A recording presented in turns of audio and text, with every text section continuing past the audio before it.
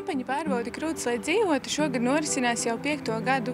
Ik pavasari mēs aicinām sievietes vecumā no 50 līdz 69 gadiem izmantot valsts sniegto iespēju bez maksas reizi 2 gados veikt krūšu pārbaudienu mamogrāfijas metodi. Attiecībā uz citām vecuma grupām sievietēm līdz 50 gadu vecumam būtu jāpārbaudās reizi gadā ar ultrasonogrāfijas metodi, kas ir saudzīgāka krūtī. Bet pēc 70 gadu vecuma sievietēm ir jāgriežas pie ģimenes ārsta un jālūdz norīkojums, lai veiktu mamogrāfiju pa attiecīgo pacienta iemaksu. Šajā gadā mēs aicinām arī sievietes regulāri veikt krūšu pašpārbaudi, kas ir vēl viena metode un veids, kā pati sieviete var saulēcīgi atklāt krūts vēzi.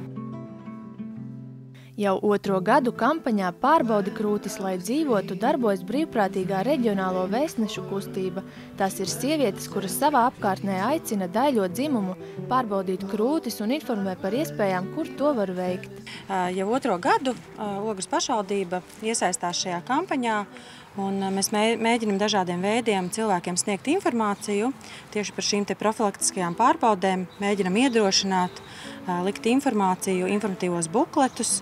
Mums ir prieks, ka arī Fāzera ar mums sadarbojas un sniedz šīs pārsteiguma dāvanas sievietēm, kas dosies veikt mamogrāfiju. Un gribētu teikt un iedrošināt visas sievietes Ogrē un Ogres novadā nebaidīties, doties uz šīm profilaktiskajām pārbaudēm un būt veselām.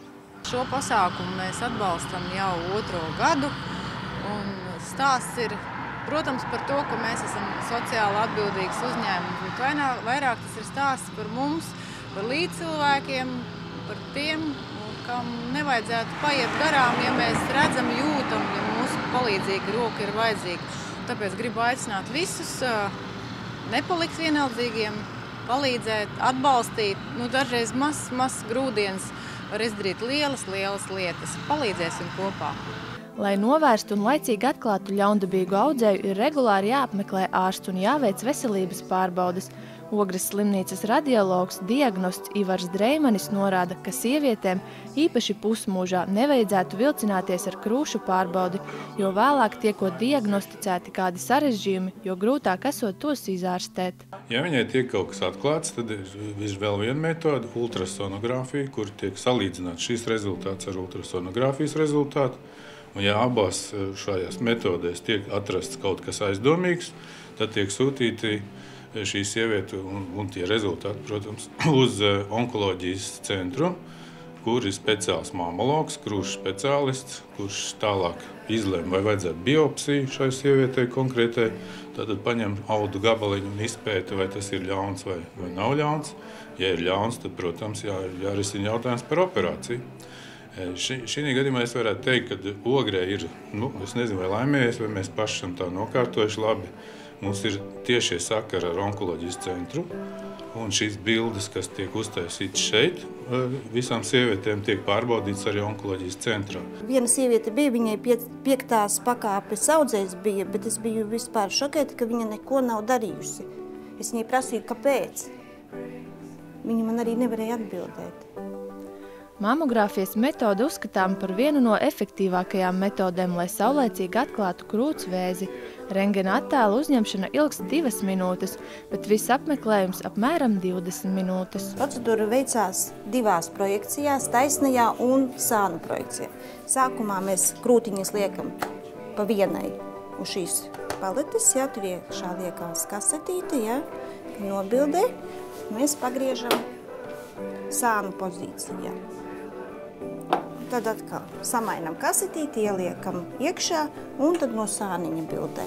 Lociņu liekam tā, apmēram tā. Un tā arī otrai krūtiņai būs no otras pusītes. Sākumā taisno un pēc tam sānu pozīcijā. Tām sievietēm, kurām ir iekaisušas krūtiņas un kuras ir blīvas, protams, viņas jutīs to spiedienu. Es nevaru nepiespiest pavisam, tad es saudzīgāk spiežu, bet vispār viņas jūt. Kurām krūtiņas ir mīkstas un tādas bez iekaisumiem viņas minimāli jūt. Bet spiedienu jūt. Bet pēc procedūras, ja, piemēram, es piespiežu un palaižu vaļā to aparātu, nedrīkst sāpēt. Informatīvā kampaņa Pārbaudi krūtis, lai dzīvotu, noslēgsies 23. maijā ar rozā lentītes gājienu Ejam kopā, lai dzīvotu no Brīvības pieminekļa līdz Arēnai Rīga, kur sievietēm būs iespēja kopīgi vērot labdarības basketbola spēli starp Latvijas un Ķīnas sieviešu izlasēm. Sintija Lukša, Artis Supe, Ogres televīzija.